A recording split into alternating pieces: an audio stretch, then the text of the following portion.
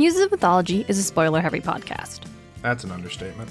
We're going to discuss not just the events of this book, but the Rhineverse as a whole, and really anything that we feel is relevant. You can find full spoiler warnings in the show notes.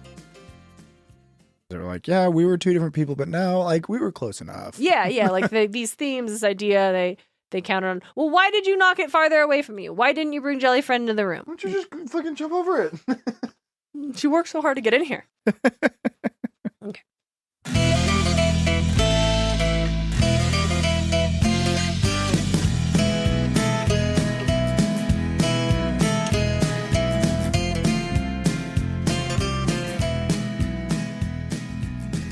Welcome to Muses of Mythology, a podcast where we explore how ancient myths become part of modern pop culture through the lens of Rick The King Chronicles. This is story 111, Horus. I'm your co-host and podcasting muse, Darien Smart. Joining me is my co-host and brother, DJ. How's everybody doing today? I'm DJ the Muse, and I have been playing a lot of Borderlands 4. I've been playing the Siren, which I always play the Siren for my first playthrough as long as there's a Siren, because there is only ever 6 of them in the universe. Really? Yes. And they're all so much fun to play. I was bummed out with Amara from 3 because she gets these arms, but I didn't get to go into like an avatar state and punch shit with the arms. Oh, that's boring. It was lame. But this one is like more of a goth chick, and so she can summon like a reaper with her powers, or get like demon wings and throw balls and shit. Nice. Very fun. Big fan. Having a good time. Nice. Well, I think we should muse about this in the garden for a moment. DJ, it is to be honest, it's towards the end of a new month. I just forgot to have us record this for our first episode of the month. But it is a month, which means it is time for our monthly Patreon donation. That it is. And we are going to be donating. Wait, say the thing. Every month we donate to an organization working to create a net positive in the world of our choice. Mm-hmm. And this month we have chosen the Sandy Hook Promise. Mm-hmm. This is an organization dedicated to educating and empowering youth and adults to prevent violence in schools, homes, and communities. We said organization of our choice, and that is true. We picked this, but yes.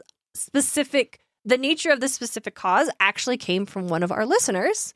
I want to shout out Darcy of A Fantasy Fanatic, who reached out and suggested that we could potentially find an organization that helps address gun violence. Yeah, okay, we live in America, and gun violence is a real fucking problem here, gang. It's a bummer, and it's a big bummer.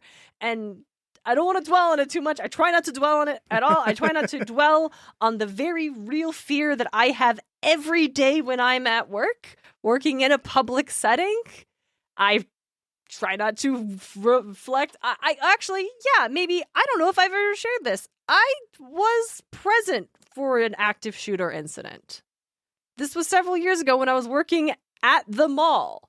And it was a day I wasn't even supposed to be there. I was on a day I wasn't scheduled for, and then my manager had to do a meeting, and I got scheduled for that day. It sucked. I don't want to get into that too much because I don't don't want to share those details because they're a lot for me. They're a lot for people who've experienced that kind of thing. But yeah, it's a very real reality that we as Americans have kind of been told we just have to deal with. Yeah. And I don't believe that's true. It's rough. So yes, I think I really want to shout out to Darcy. Thank you so much for this suggestion. It is a really, really good one. And I think the Sandy Hook Promise is a incredibly important and impactful organization working to make it so youth of America don't have to have this fear every day. And we're a long way off, but we appreciate our patrons for helping make this donation possible. We currently have 10 patrons on Patreon, so we're donating an additional 10 out of pocket to make an even $20, because that feels like a real donation, right? Yeah. we can do that. $10 doesn't feel like much, but 20? Not to say if you, dear 20 listener... feels better. Yeah. Not to say if you, dear listener, want to donate and all you can donate is 10. Any amount is impactful, but just like for we can give 20. Yeah. We're going to give 20. Yeah. If you'd like to learn more, the link is going to be in the show notes. And again, thank you again for our patrons for making this possible. If you would like to join our patrons in this, you can do so. Patreon. Well, DJ, what is it? Patreon.com/Muses of Mythology. We got so much wonderful stuff. We got We got, for example, I said, hey, we're going to go to Muse Out in the Garden and DJ's going to talk about his video games, but that's always been a lie. That's not a thing that happens. Well, if you want that, you can actually go on the Patreon and listen to... And actually, it's a game that I've never talked about on the show because I wasn't playing it when we recorded an episode. Yep. It's DJ picked this game. He's like, this will be perfect. But as DJ talks about the video games he's been playing recently, so you actually, if you were like, I'd love to hear DJ tell me about his Borderlands 4 thoughts, we've got a little bit of those on that episode too. Just a little bit, because I was just starting out. I'm much farther in the game now than I was then. That's Bunker 9, $5 a month gets you all the double bonus episodes every month, as well as the 110 backlog episodes. Yeah. And it also... They get you Musemas. Oh, it's coming up. It's coming up. We're very excited. Ooh, what's happening? Musemas, if for listeners who don't know, is we take 12 days out of the month of December where we talk about, what is it? Just the adaptations of A Christmas Carol. Adaptations was the term that I was looking for. I got you. Adaptations of A Christmas Carol. We just talk about 12 different ones for that year. We've done it 4 years now? Gosh, yeah. So there's 48 episodes. Yeah, just shy of 50. And so there's the 110 Bunker 9 bonus episodes, and then the almost 50 Musemas episodes on top of that. Yeah. So more of us that you can get on Patreon, and also you will help us with contributing to these various organizations like Sandy Hook Promise. Thank you so much for joining us. And back to the show. DJ? Yeah. Is a big one. Yeah, we're talking about Horus. I think we're talking about Horus. Horus is one of the ones that has, I think you could say, escaped containment. Almost in that, he's the one, we would talk about, man, I don't have any, regular, Isis, Osiris set, very rarely are they just thrown around. We hear about the Eye of Horus a lot. But you hear about Horus, he's going to get a name drop. If they want to mention, you're doing an Egyptian thing, yeah, it's probably Horus. Horus or Ra or Anubis. Yeah, Anubis is a big one. But Horus is one we'll get a lot. So, it's our falcon-headed deity, Horus the Avenger. DJ. My man Horus. What do you remember about Horus in the King Chronicles? Battle ready. Battle ready? Yeah, okay. I guess battle hardened, I should say. He's very much so wanting to be a leader because he was born to be a leader. Mm-hmm. And he was a leader for a while, and then they brought Ra back, and he was not happy about that. No, yeah. And what's funny is when they fully brought Ra back, he made it very clear, I have no interest in being Pharaoh. I'm here to do one thing and then I'm going to leave. Yeah. So the whole putting him back on the throne was so not necessary. It was ridiculous. Rick struggled a little bit with what was going on in the godly realm of this one specifically. Yeah. Yep. Do you remember anything you particularly liked about Horus in the books? I liked how battle ready he was. Yeah. He was so ready to go in. He was ready to be leader, and he was constantly pushing Carter to take the throne. Let's do this together. Mm-hmm. This is going to be awesome. We're going to be goated. Let's fight. Let's go. Yeah. He's always ready to throw hands. Yeah. Big fan. Mm-hmm. He was more active in Carter's head than Isis was in Sadie's. Yeah, for sure. Oh, we talked about, that was so weird how Carter gets, even before they realize what's going on, Carter gets a lot of moments where he hears a voice that doesn't seem like his. Yeah, but we don't get that for Sadie. We don't get at all. Sadie. When Carter says, I feel like this has been happening to me, Sadie says, yeah, me too. And I'm like, when, Sadie? We've been in your head this whole time. What was this? Isis just had less to say and was only talking when it wasn't Sadie telling the story. Horus is a big one for a lot of reasons. And this is demonstrated in how many, let's say, Horus variants you will find studying Horus for Egyptian mythology. Now, I toyed with how I wanted to structure this episode, and did I want to really deep dive into these different Horus variants and what they represent and where they overlap? And no, I realized that was going to be a little too chaotic, scattershot, and potentially not very interesting. Mm-hmm. But I did want to acknowledge him. So I'm going to do so by just going to the index of Richard H. Wilkinson's The Complete Gods and Goddess of Greek Mythology, and just all the way and go to H for Horus. And then underneath Horus, we also have Horus, Bull of the Heavens, Horus hidden behind the papyrus, Horus in the horizon, Horus of the strong arm, Horus shed, Horus, son of Isis, Horus the child, Horus the elder, Horus the red, Horus the uniter, Horus upon his papyrus plans, and Horus who limits the two lands. Yeah. So those are all the various Horuses that you can identify in deep dive. Different titles that he has. Different titles, sometimes different guys. Crazy. Maybe, depending on how you're going to look at it. And I was like, I'm not going to go through all that. But I think it's important to acknowledge because it does reflect how much Horus was doing, how many different aspects he embodied for the ancient Egyptian people. Now, and also these variations are often treated as like totally different gods by Egyptologists. And I just didn't want to be the one to call like what is going to count as this Horus that we're discussing based off of the Kane Chronicles. So there's our roundup. There's a ton of different Horuses. Feel free to deep dive any of those. That sounded particularly interesting. I'll touch on a few of them as we go through this episode. But for now, DJ, the iconography of Horus. What do you think he looks like if you were going to look at a hieroglyph? Falcon head. Yeah. Hey, DJ, what kind of falcon? Peregrine. Yes, actually. Yeah. So, yeah. The only falcon I know. Good job. Let's go. Yep. It is the It's Idaho State bird, isn't it? It is actually the Idaho State bird of prey. That's what I meant. The Idaho State bird is the mountain bluebird. Yes. One of the first papers I ever wrote on for school was about the Peregrine Falcon. Crazy. Big fan of Peregrine Falcons. We successfully brought those bad boys back from extinction. Because so we started using chemicals to kill bugs to protect crops. But then small birds would eat those bugs that had the poison in them. And then bigger birds, the birds of prey, would eat those small birds. And then they'd get those chemicals in their system. And it was causing their eggshells to be really, really thin. So when the mother birds would nest on their eggshells, the eggs would break. Yeah. And that is what was causing us deep decline in the Peregrine Falcon population. But we figured out that was happening. And we're like, hey, but aren't these really cool? Don't we want to save them? And this falconer was like, actually, that's a bummer. These are my favorite birds to falcon with. And then a kid wrote him a note, school being like, isn't there something where you can do? He's like, you know what? There is something we can do. I'm going to invest money into this. And we fixed the problem. Love that. Love saving endangered species. Yeah. It's great. Idaho is home to the World Peregrine Falcon Birds of Prey Foundation. That's like the home of this I've been driving past movement. it this whole week. Yeah. It's I've super been awesome. working up off of Gans. Yeah, I have free passes to go there. There you go. We should go. It's super cool. I went there in first grade. Yeah. Oh, you did? I never went until recently. Yeah, I went there in first grade, and the only reason I know it was first grade is because my buddies that I only had in first grade are in that memory. Aw.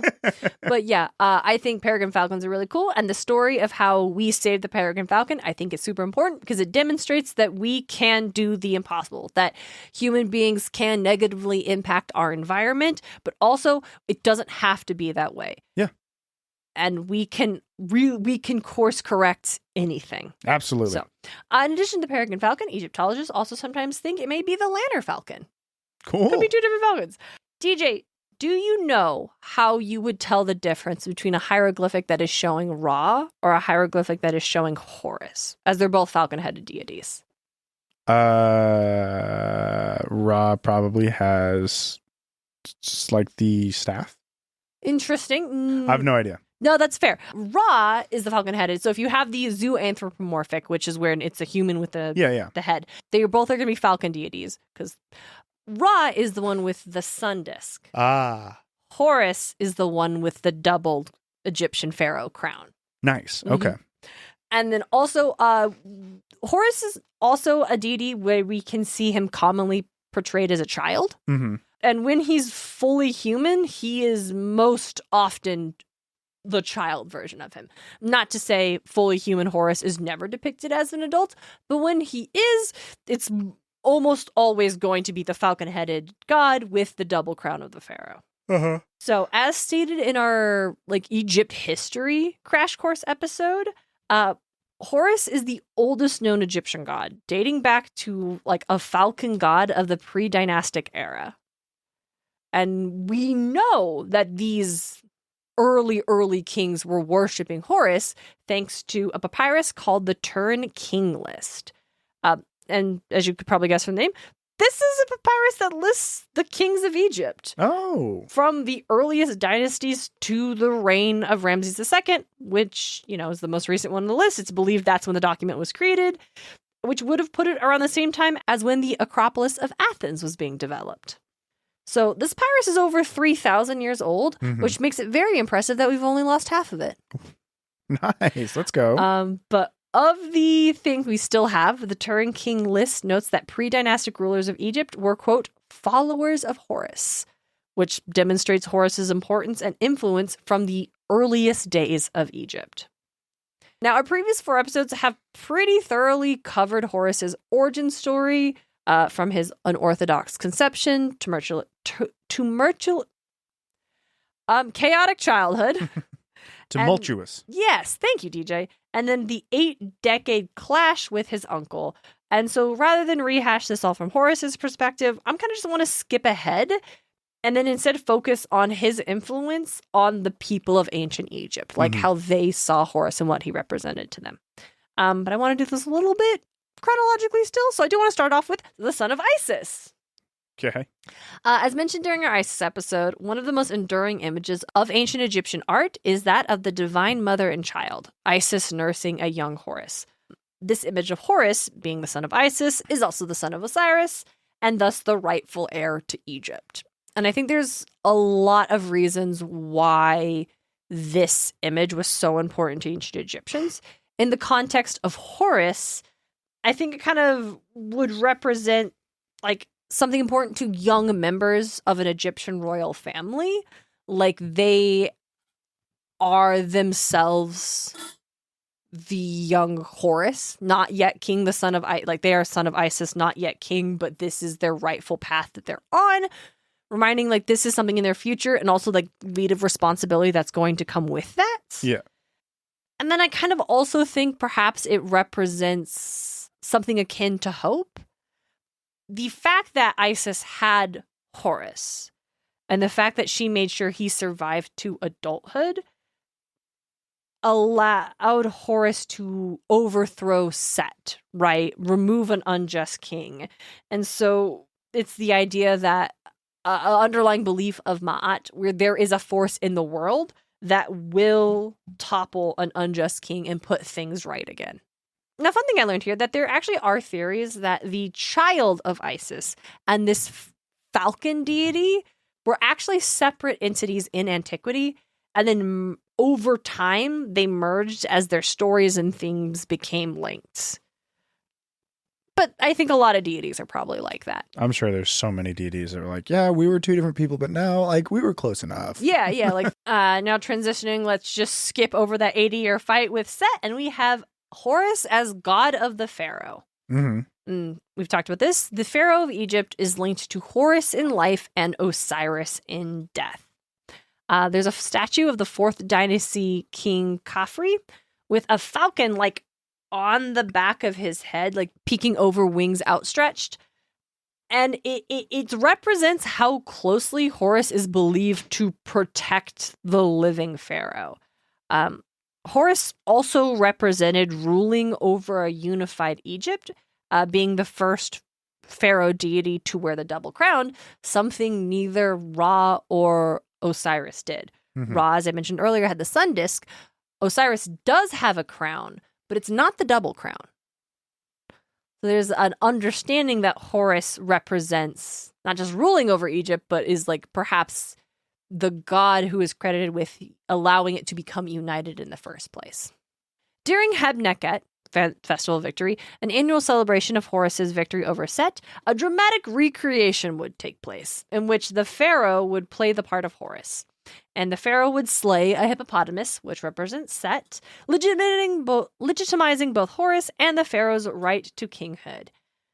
And while that does sound pretty rad, like, can you imagine just a monarch figure, a ruling figure every year participating in a play? How many people were lost trying to get that hippo? I'm sure the hippo was heavily drugged. And I'm also sure that it was often a model. And I'm also sure that it was usually a priest playing the role of the pharaoh, playing the role of Horus. I know, sounds pretty rad until you're like, actually, logistics, it wasn't usually any of these things. Come on, kill a goddamn hippo. Come on. And do it yourself. Don't have your priest do it for you. You're supposed to represent power. Show us that power. Show us the power. So this connection to divinity and like the godly iconography so heavily associated with the pharaoh was, for a lack of better term, strategic. These connections to Horus, Osiris, and Ra cemented the pharaoh as the rightful ruler of Egypt in like by order of the gods, almost like putting themselves as a descendant of Ra and Osiris, being this, like, if Horus is the living or the divine embodiment of the living pharaoh. Mm-hmm. And we kind of touched on this a little bit, is like this thing that cements monarchy and kingship as is central to Ma'at. This affiliation also lent the pharaoh a level of divinity themselves. DJ, in 6th grade social studies, you may have been told that the Egyptians believed their kings were gods. So... Sounds familiar? Not in 6th grade. Okay. But that does sound familiar, yeah. My strongest memory of learning about ancient Egypt was 6th grade social studies, so that's where 6th grade social studies was a lot of Central and South American culture. Interesting. Okay. I learned about Egypt in 9th grade world history. Wow. Okay. We had a whole unit in 6th grade where we were sat in like tables of 4, and everyone was randomly assigned like a level of the hierarchy of Egypt, and I was the pharaoh. We had to make those little like neck pieces with like the lines on it.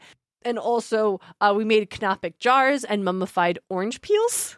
Nice. I had that for a long time in my closet. And for us, I did the Aztec, I think it was Aztec, it might have been mine, but that rope counting shit. Oh. Did that. We did there was a whole section on the Iditarod. That's cool. Yeah, I remember. Did you learn about Fox? Probably. That was the sled dog that actually did the longest, hardest leg of the Iditarod. They were the lead dog, and they cut across a very dangerous strip of land that route would have taken them around it, but it would have taken a lot longer. So they cut across this thing, and it was really dangerous, and it took them, but it saved them a lot of time. And in fact, it is the reason that the medicine got there while it was still viable. There you go. But we all know Balto, because Balto was the sled dog in the last leg of the race, or maybe he wasn't, and one of the reporters just heard one of the dogs were named Balto and thought that sounds better. But no shade to any of the dogs. No, all of the dogs deserve. So all the dogs are good dogs. Don't feed your dogs rice when doing a lot of like really hard athletic stuff. It'll cut open their stomach. Okay, not what this episode is about. Important lesson, and don't give ducks bread. But in 6th grade for us, it was mainly like Aztec, Mayan, and Incan stuff. Okay, but in 9th grade, you were told the Egyptians believed their pharaohs were gods. Yeah, I'm sure at some point during that. Yeah, this statement both is and isn't true to various degrees. And to be fair, Egyptologists have struggled for a long time. I believe it's like descendant of gods, at least. Well, yes and no. Like I said, Egyptologists have struggled to try to figure out exactly what Egyptians believed about their rulers, right? Mm-hmm. To say they believed they were gods is perhaps too simplistic, because I feel it suggests the Egyptians believed that their king was capable of the same supernatural acts as their deities. For example, creating life out of saliva or other bodily fluids, as many of their gods were said to have done. I don't think your casual Egyptian was going to believe King Ramses II was capable of doing something like that. Mm-hmm. So perhaps it'd be more accurate to say ancient Egyptians saw their pharaohs as a divine intermediary. The pharaoh was human, with human limitations, mm-hmm. right? They themselves did not possess supernatural powers or longevity or things like that. They would die, famously so. A lot of social infrastructure and public works were built on creating the things that would hold their bodies for the rest of time in memoriam. But they were simultaneously the incarnation of divine kingship.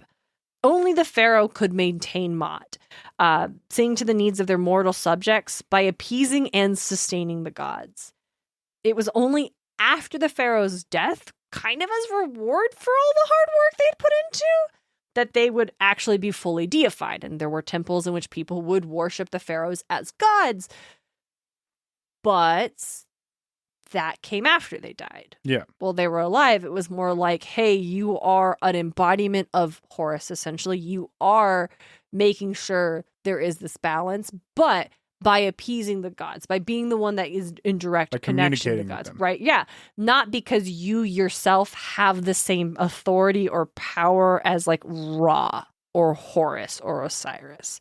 You are Ra. You are like the living embodiment of Horus, but you are not Horus.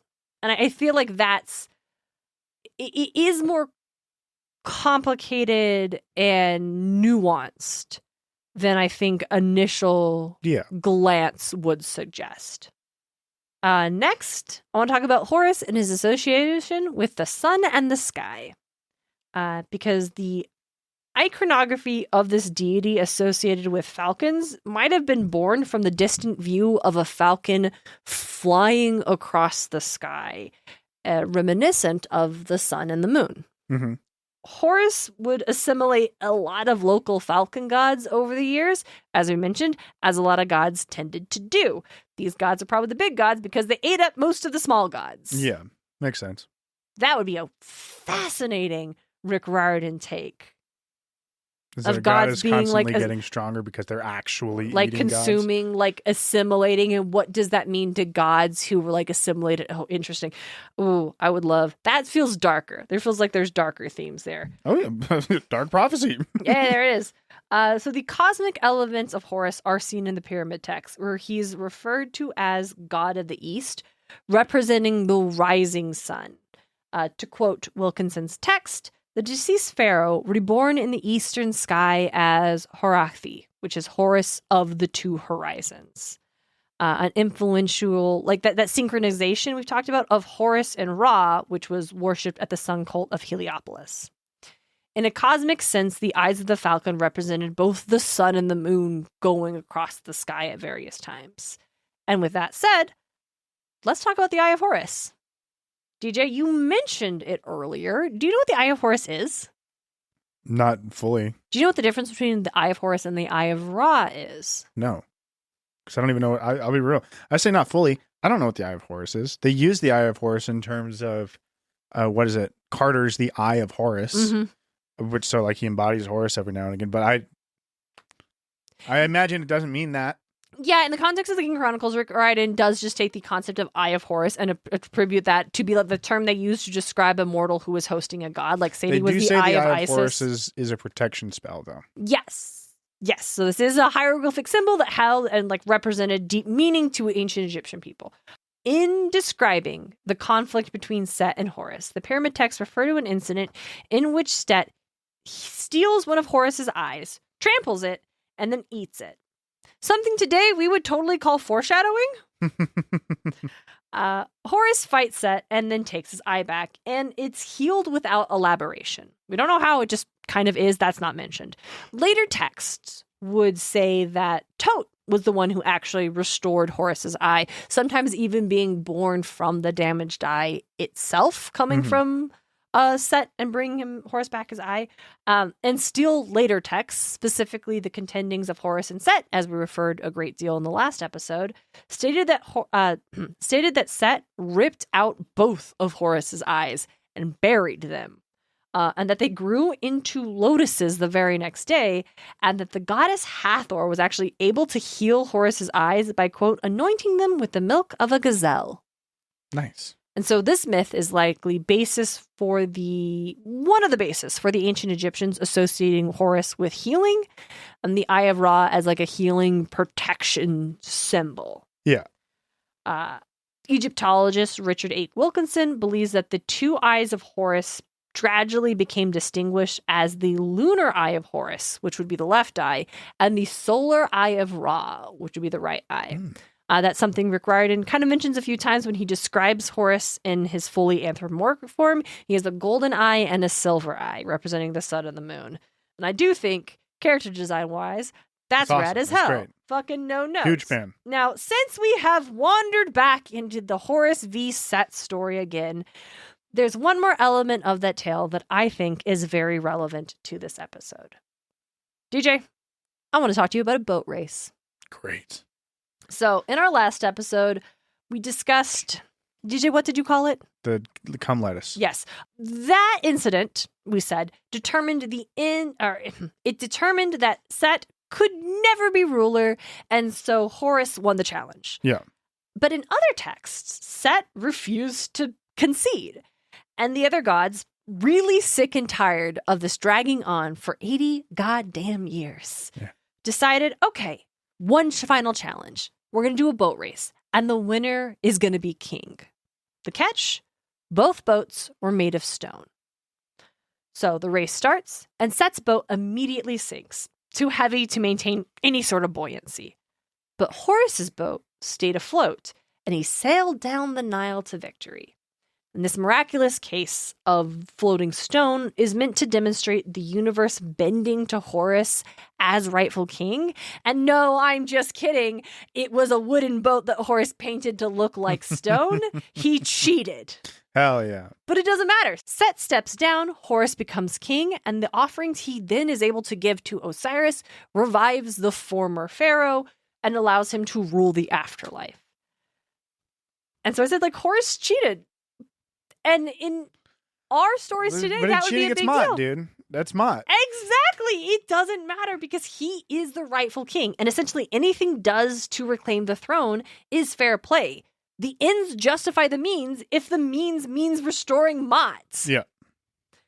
So I found that shocking. Earlier I made the joke about how Set eating his eye, that would be something we would call foreshadowing. Yeah. When it absolutely was not way back in the day, right? And the idea of Horus winning by cheating is just taken as good and right and is not interrogated in a way where I feel like if you were going to do that story now, the idea of someone cheating to win would be like, yeah, well, maybe it's the end justifies the means. You are the rightful king. You have to get rid of Set. But like, is that also foreshadowing to what else would this person be willing to do in the future because of what they deem is right? And it's not, because where we are today is completely different culturally than what it would have been like in ancient Egyptian. And I'm not saying the way we tell stories is better or worse. I just wanted to highlight that it is different because I found that super interesting. And also wish that Rick Riordan had explored that. Like, what if we had a Horus not just telling Carter to like square up, but to like be shady, like twist things, bend the rules, do things that he's been told. You got to do it this way, bro. Yeah, this is the only way we have to do this. Like, it's right to leave Sadie behind because we have to do this. It's right. Like, what if we had that as a narrative? Then we ask. It's right to stab him in the back. Fuck that guy. Do the ends justify the means? But that's the kind of story he wanted to tell. And that's fine. I feel like this season we have been extra critical of the way Rick Riordan formatted. Well, it's just because, it could have been better. It's just like, there's a lot of things where I'm like, I don't know if it really could have been better because of like, it could have, but it may not be different, that but much not necessarily better. Yeah. But it could have been better. The Kane Chronicles could have been better. Yeah. Yeah. And I still say the Kane Chronicles are good. Like, I hope this is not coming off as us being like, we didn't like them, nor do we believe that they're worth the time. Probably fourth in a series.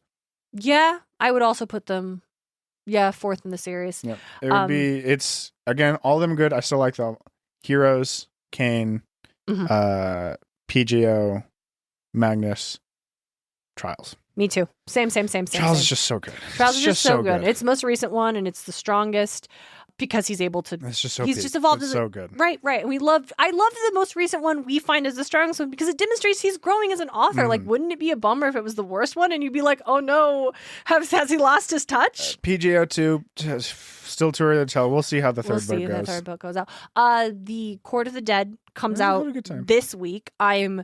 I'm legitimately very excited for it. I gotta buy that on Audible. Shout out to our friends from Monster Donut. They literally had Rick Riordan on their podcast. I think they're the first ones to get Rick Riordan. Congrats, dude. That's huge. They had Rick Riordan and Marcus Shiro talking about Court of the Dead. That's awesome. Huge. Phoebe and Emily are incredible. I have the endless well of respect for what they're able to accomplish. How good their connections are and how good they are at establishing those. So, hey, if you didn't know, you should go listen to that episode because, oh my God, we're never going to be that kind of podcast, and that's okay. So I just feel like, because also, like we said, we just covered the previous two series we covered were books that are series that I think we both agree are just overall stronger. So there were a lot less of us spotting areas where we're like, yeah, that wasn't as well constructed. So, okay, yeah, I was like, are we just getting more negative and critical? No, we're not getting more negative. We just had think less to critique in the last two. Yeah. First of all, it's like Percy Jackson. Like, of course, you're not really going to critique all too much. It was his first work. Yeah. He had Magnus Chase, which is truly a really strong story. Very strong. So, But I think that, what if Horus was this instead? I think that's a different, not better thing. Yeah. Like, I think there were some areas where it's like, yeah, that's a different, not better. Yeah. I do like him constantly in Carter's head. Just tell him to square up. Square up. Take the throne. Let's do this together. Let's rule together. We can rule as both a god and man. It's gonna be really cool. Let's do it. And Carter's like, it could be really 14. Cool. I don't know, dude. It could be cool. And then he's like, no, wait, hold on. I am 14. I can't do that. Can't do that. Circle back in 10 years and we'll see what happens. Let's give it. Hold on. Let me get through high school first, okay? Yeah, right. I'm not even done going through puberty right now. And I do think that's great for Carter's character, who, when we meet, he's more uncertain. He's very, like, bookish. He's always kind of just does whatever his dad tells him to do. Yeah. And I think if it had been switched and it was Isis and Horus in Sadie's, or like swap them. Yeah. Sadie and Carter would not have been challenged to grow as they do. No. And I think Carter being paired with Carter Horus, would have been stoked to do more like bookish magic shit. Yeah. And Sadie would have probably given in to Horus. Yeah, right. She would have squared up and we would have had problems. Let's fucking go. They had their growth, and I think Carter gains more confidence within himself, something he desperately needed. And so in terms of like narrative structure like that, like again, Rick Riordan's a very strong author, and he made those specific decisions consciously. Like he could have swapped them because those gods' general personalities lined up with more of where Sadie and Carter were at the start of their narrative. Yeah. And I respect that he didn't do that and was looking for a way to make help these characters grow. So very strong. Speaking of things, I said earlier, Horus is the one that's going to get mentioned in like pop culture. And like, he gets name dropped. But like, yes, he gets name dropped. DJ, do you want to tell us about SMITE for a bit? Heavy lies the head that wears the crown. If such an adage holds true, then surely the heads that seek to wear it must as well. Born of Osiris and destined to ascend to the throne of the Egyptian pantheon as its divine ruler, Horus is an entity of great power, whose formidable strength is mirrored in his innate desire for balance and justice. And yet, these grand attributes are not what has come to define Horus amongst the divine beings who walk the earth. Rather, it is strife, division, and conflict that cling to him like a shadow. Ooh. A shadow that has taken the form of his uncle, Set. Set stands in opposition to Horus's ascension to rule, challenging so that he might be the one to take the throne and hold the destiny of their pantheon, lands, and mortal worshippers in the palm of his hand. Thus has begun a path of chaos and destruction that has claimed countless lives, including that of venerable Osiris himself. Reeling from the cold-blooded murder of his father by his own uncle, Horus swore an oath to all creation, on pain of his own death, to set right the horrific deeds that had been perpetrated and restore order, peace, and justice to the land. For Horus, this conflict will see his kingdom restored to its former glory, first among equals of all the pantheons in creation, or should he fail, see all he knows and loves cast into darkness, corruption, and ruin. He has become inextricably linked with Set, a shining reflection of his uncle's brooding darkness. Horus knows in his heart that Set will stop at nothing to achieve his aims, and so he must do the same. For the fate of all, he must prevail no matter the cost. Damn.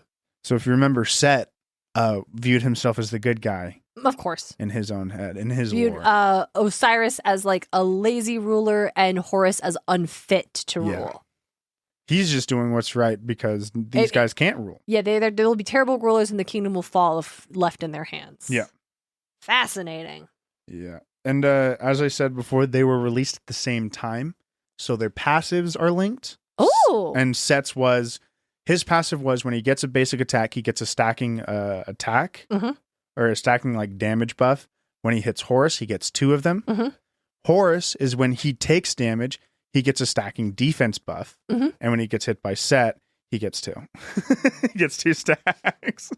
Yeah, okay. It's really, again, it's just really fun. There was a dual release the only time they had ever done it. Oh, that's a perfect time to do it. Yeah, it was really cool. I like that. Do you play as Horus very often? Oh, I was huge. Really? I loved the way he played. He's a warrior. Mm-hmm. And he's not in Smite 2 yet, so, but he's just like tanky, and he does like some pretty good damage. Mm-hmm.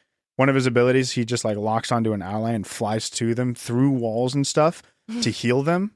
Ooh, heal them? Yeah, and then his ult is he sends like an avatar up in the air while his body's still on the ground, and his avatar can fly and choose a spot to crash down. Uh-huh. Allies can group up on him and teleport with him wherever he chose to crash down. Ooh. Super fun. Big fan of Horus. I loved playing him. He was a lot of fun.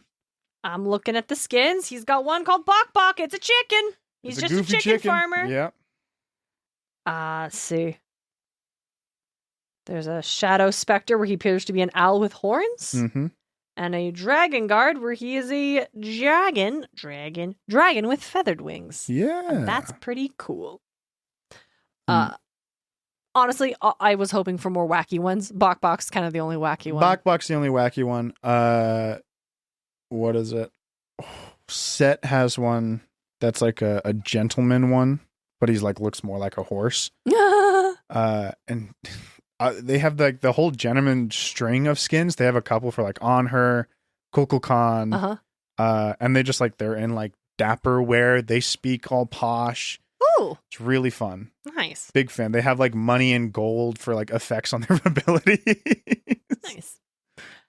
I have a couple, and they are largely name drops or side glance ones. Yeah. I thought for sure the Mummy. I was like, wasn't the Golden Book of Horus? It's the Golden Book of Ra. And I'm so sorry I forgot to mention the Golden Book of Ra in our Ra episode from the Mummy 1999. That's on me. Horus is name dropped in the Mummy. In the Mummy Returns, Ardith has a pet falcon, and his name is Horus. And that's good. I was glad to be reminded that Ardith's pet falcon is Horus. Ardith is our leader of the Magi, the cool guy we like. Yeah. Another one, which this is one I should have mentioned.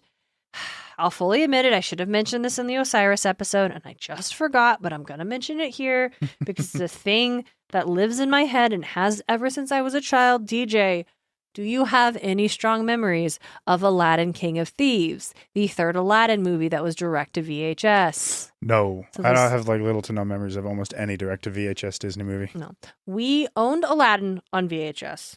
We actually also owned Aladdin, King of Thieves on VHS. We did not own the second one, Aladdin, Just Return of skipping Jafar. right to the third one. Because Mom was like, well, that doesn't have the right voice of Genie, so I'm not going to buy it. And that's true. Robin Williams did not come back for the sequel, but he did, for some reason, That's crazy. come back to voice the Genie in the third movie. And they marketed that hard, which was crazy, because when he signed up to do the Genie, he asked them, hey, I just don't want you to market me really hard in this movie because we've got another movie that's coming out around the same time, and I don't want to pull I think focus. he only agreed to come back. It's like, don't market me hard, because he also was marketed super hard in Treasure Planet. Yeah.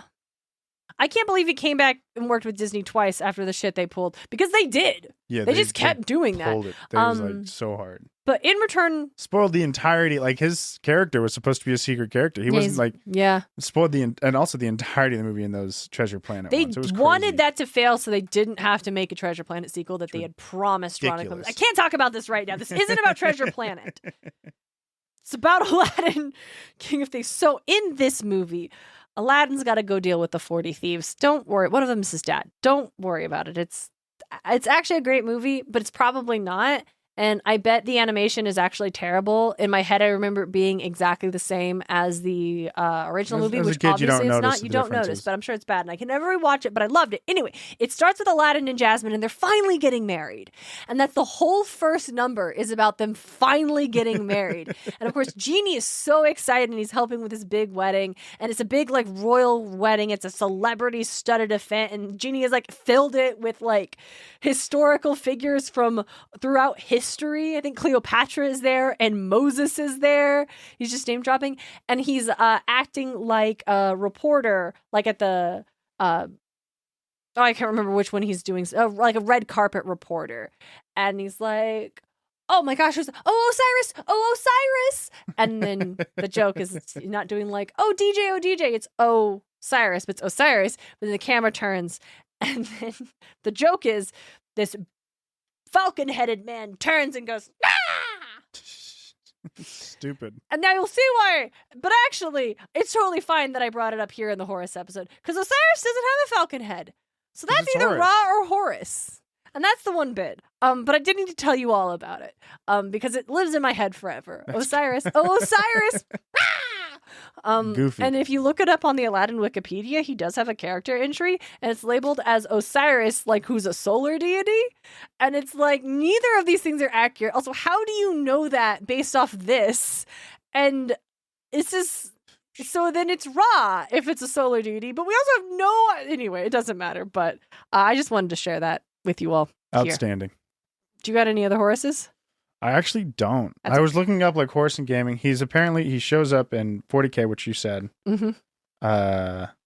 There's a game called Horus, and there's another game called Eye of Horus, which I've never even heard of.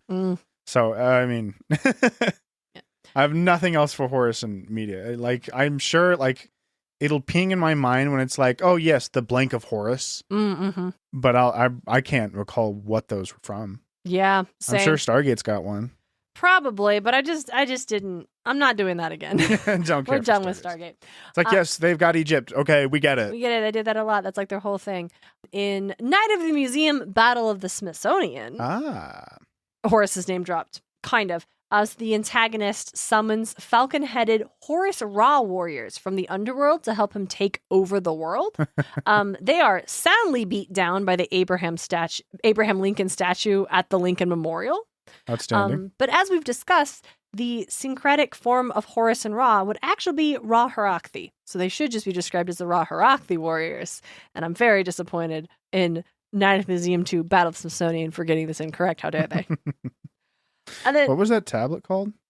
Oh, what is that tablet called? It's the one pharaoh, the pharaoh that we're friends with, actually. Akhmin Ra. Tablet of Akhmin Ra. Yeah, that's Rami Malek. Yeah, it is. Plays Akhmin Ra. Shout out to him, dude. Shout out to Rami Malek. I'm always happy to see Rami Malek in things. Okay, one more we got to mention, but we can't speak a lot on it, and I didn't deep dive into it because I didn't want to get it spoiled because it is something I want to watch eventually. Moon Knight. Moon Knight. That's right. We got to get to that. We got to do Moonlight. We got to do Moon Knight. We got to do Moon Knight. It'll happen. It's this season. I'm sure it'll happen. We have to do Moonlight before we have Tim and AJ on. Yeah. Because they want to come onto the Khonshu episode specifically to talk about Moon Knight. Yeah. And so. But we could just keep pushing that off because he's like a minor deity. Yeah, it's fine. It's fine. Don't worry about it. But yeah, so I didn't forget. I just don't have anything to say about it. Yeah. And that's Horus. Wonderful. Lots of cool stuff about Horus. I like digging into Horus, and especially the elements of the myth of how he became Pharaoh over Set is just incredible. And you got to have a lot of cultural context that we just aren't a part of anymore. We just don't really got. Thank you, everyone, so much who came to see us at Boise Comic Arts Fest. That was awesome. You were there? That was super cool. It was a really fun Mythology Trivia Challenge event. And if you started listening to the show after you watched or after you saw us at the con, thank you so much. That's incredible. I can't believe it worked. We appreciate it. We appreciate you. Extra big shout out to Stefan, who I get to see once a year, always at Boise Comic Arts Fest, and he always says hi, and it's super nice. By the time you get to this episode, hope you know you're deeply appreciated. Thank you all again so very much for listening. We are going to be back in your ears on Tuesday, October 2nd for an episode that I have already come up with a title for, and I haven't even come up with the title for this episode we're recording right now. There you go. But the next episode is going to be called The Earth, the Sky, and Everything in Between, because we're going to talk about Geb, Newt, Shu, and Tefnut in that episode. I figured now's a great time. Let's combine them all together and talk about the... Dan's going to start researching and realize I got to separate this. No. I'm confident. I'm confident because I have been doing this on this side. I've been double checking. Looking around is like, okay, really? There's not a lot on Geb and Newt. There's literally the one myth. And their myths are all intertwined with each other. Go. So, like, there's enough. You can't not do Geb without Newt. You really can't do Geb and Newt without Shu. And you really can't do Shu without Tefnut. So it makes sense to do the four together. Great. So I know I'm confident. Okay. But we'll see if that confidence holds. Thank you all very much, and until next time, don't be like Zeus. Don't be like Zeus. Muses of Mythology is created and hosted by Darien and DJ Smart. It's edited by Darien Smart. The show is produced by Darien and DJ Smart, as well as Tim O'Connor, The Crystal Conman, Nicholas Miller, Jeffrey Babbitt. Our music is Athens Festival by Martin Hain. And our cover is by Ran Kapoka. You can find them on Instagram or through the link in our show notes. Want more Muses of Mythology? Support the show on Patreon. Join the Patreon for free for access to outtakes and bloopers from our main feed episodes. Or for $5 a month, you can enjoy our Bunker 9 bonus episodes every other week. Get more at patreon.com/Muses of Mythology. You can also support the show by leaving a review at lovethepodcast.com/Muses of Mythology. Or tell a friend why you love the show. Don't forget to check out all of our episodes and episode transcripts at musesofmythology.com. Thanks for listening.